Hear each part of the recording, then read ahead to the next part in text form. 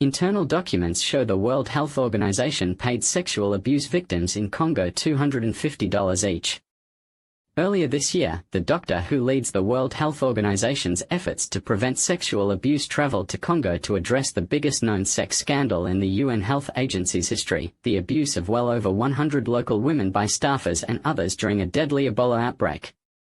According to an internal WHO report from Dr. Gaia Gamhuaj's trip in March, one of the abused women she met gave birth to a baby with a malformation that required special medical treatment, meaning even more costs for the young mother in one of the world's poorest countries. To help victims like her, the WHO has paid $250 each to at least 104 women in Congo who say they were sexually abused or exploited by officials working to stop Ebola. That amount per victim is less than a single day's expenses for some UN officials working in the Congolese capital, and $19 more than what Gamhuaj received per day during her 3-day visit, according to internal documents obtained by the Associated Press. The amount covers typical living expenses for less than 4 months in a country where, the WHO documents noted, many people survive on less than $2.15 a day. The payments to women didn't come freely. To receive the cash, they were required to complete training courses intended to help them start income-generating activities. The payments appear to try to circumvent the UN's stated policy that it doesn't pay reparations by including the money in what it calls a complete package of support. Many Congolese women who were sexually abused have still received nothing. WHO said in a confidential document last month that about a third of the known victims were impossible to locate. The WHO said nearly a dozen women declined its offer. The total of $26,000 that WHO has provided to the victims equals about 1% of the $2 million WHO-created Survivor Assistance Fund for victims of sexual misconduct, primarily in Congo. In interviews, recipients told the AP the money they received was hardly enough, but they wanted justice even more. Paula Donovan, who co-directs the Code Blue campaign to eliminate what it calls impunity for sexual misconduct in the UN, described the WHO payments to victims of sexual abuse and exploitation as perverse. It's not unheard of for the UN to give people seed money so they can boost their livelihoods, but to mesh that with compensation for a sexual assault or a crime that results in the birth of a baby is unthinkable, she said. Requiring the women to attend training before receiving the cash set uncomfortable conditions for victims of wrongdoing seeking help, Donovan added. Residents wait in line to receive the Ebola vaccine in Beni, Congo DRC on July 13, 2019. Internal documents obtained by the Associated Press show that the World Health Organization has paid $250 each to at least 104 women in Congo who say they were sexually abused or exploited by Ebola outbreak responders. That amount is less than what some UN officials are given for a single day's expenses when working in Congo. AP photo Jerome Delay, the 2 women who met with Gamhuaj told her that what they most wanted was for the perpetrators to be brought to account so they could not harm anyone else, the WHO documents said. The women were not named. There is nothing we can do to make up for sexual abuse and exploitation, Gamhuaj told the AP in an interview. The WHO told the AP that criteria to determine its victim survivor package included the cost of food in Congo and global guidance on not dispensing more cash than what would be reasonable for the community in order to not expose recipients to further harm. Gamhuaj said the WHO was following recommendations set by experts at local charities and other UN agencies.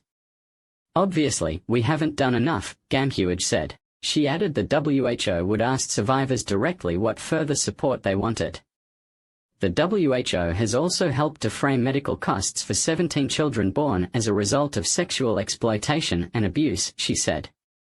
At least one woman who said she was sexually exploited and impregnated by a WHO doctor negotiated compensation that agency officials signed off on, including a plot of land and health care. The doctor also agreed to pay $100 a month until the baby was born in a deal to protect the integrity and reputation of WHO.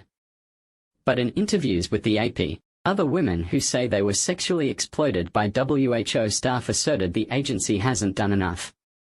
Alphonsine, 34, said she was pressured into having sex with a WHO official in exchange for a job as an infection control worker with the Ebola response team in the eastern Congo city of Beni, an epicenter of the 2018 to 2020 outbreak. Like other women, she did not share her last name for fear of reprisals.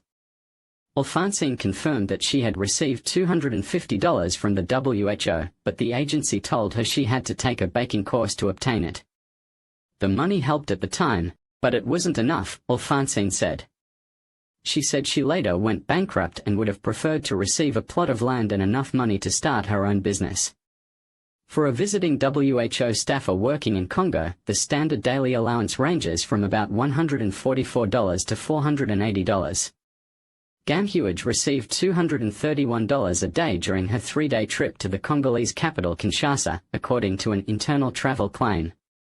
The internal documents show that staff costs take up more than half of the $1.5 million the WHO allotted toward the prevention of sexual misconduct in Congo for 2022 to 2023, or $821,856. Another 12% goes to prevention activities and 35%, or $535,000, is for victim support, which Gamhuage said includes legal assistance, transportation, and psychological support.